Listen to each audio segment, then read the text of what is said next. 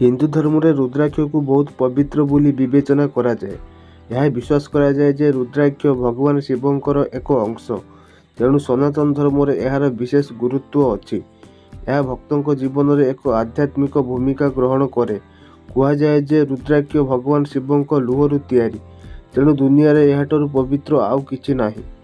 यहाकू पिंधिथिबा भक्तों उपरे भगवान शिवंकर विशेष आशीर्वाद थाए, तेणु शिव भक्त माने यहाकू समस्त परिस्थिति रे पिंधि थांती। रुद्राक्ष पिंधिबा केवल धार्मिक नुहे, बरं स्वास्थ्य पाई मध्य लाभदायक। रुद्राक्षर केतोटी मुख अछि। हिंदू धर्म रे रुद्राक्षर निजस्व भिन्न विश्वास अछि। ज्योतिष शास्त्र रे यह विश्वास करा जाए जे रुद्राक्ष पिंधिथिबा व्यक्ति समस्त कष्ट दूर हो जाए। आपण को जणाई देउछु जे रुद्राक्ष गोटिए मुखी रु 21 मुखी पर्यंत मिली थाए, जहार निजस्व विशेषत्व रहिछि। कहा जाए जे जीवन रे नीति नियम अनुसार रुद्राक्ष पिंधिथिबा व्यक्ति केवल प्रत्येक संकट रु दूर रे रुहंती नाही, बरं कुंडली रे ग्रह मानकर स्थिति मध्य सठिक रही थाए। एपरी परिस्थिति रे आसतु जानिबा रुद्राक्ष पिंधिबार सठिक नियम एवं एहार लाभ। रुद्राक्ष पिंधिबार सठिक नियम है रुद्राक्ष पिंधिबा पई शिव मंदिर रे ब्राह्मणों द्वारा अभिषेक एवं रुद्राक्ष नियंतु, तापरे महामृत्युंजय मंत्र जप करंतु एवं एहाकू आपणको गळारे पिंधंतु।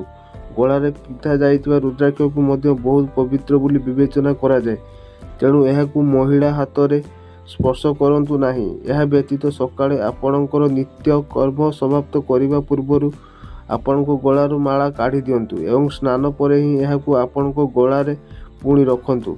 यह सहित ओम नमः शिवाय मंत्र जप करंतु। आपण एहाकू आपणको गळारे पिंधंतु किंबा काढ़ी दियंतु। प्रत्येक थर यह करंतु। मने रखंतु जे रुद्राक्ष माला रे सर्वदा एक विषम संख्यार माला रहिबा उचित। यह सहित केबे भी 27 मालार माला पिंधंतु नाही। रुद्राक्ष पिंधिबार लाभ विश्वास करा जाए जे रुद्राक्ष पिंधिबा द्वारा भगवान शिवंक आशीर्वाद सर्वदा आपणक सहित रहिताए। जदि आपण किछि शारीरिक जंत्रणा भोगिबाकू जाउछंती, तेबे यह आपणको पूर्वरु एक संकेत देइथाए किंबा आपणको दुर्भाग्य को निज उपरे नहीं थाए। देवी महालक्ष्मी सर्वदा रुद्राक्ष पिंधिथिबा व्यक्ति उपरे आशीर्वाद रखि थांती। केवल रुद्राक्ष पिंधिबा द्वारा व्यक्तिर समस्त पाप नष्ट हो जाए। रुद्राक्ष पिंधिबा द्वारा मन शांत रही थाए एवं एकाग्रता वृद्धि पाई थाए। यहाकू पिंधिथिबा व्यक्ति को उपरे समस्त क्षतिकारक ग्रहर प्रभाव मध्य ह्रास पाई थाए। आशा करी आपण माने भिडियोटी रे सब डिटेल्स रे जानि नै थिबे, तो भिडियोटी को लाइक करंतु एवं चैनल को सब्सक्राइब करंतु एवं ए भिडियोटी को बहु मात्रा रे शेयर करंतु।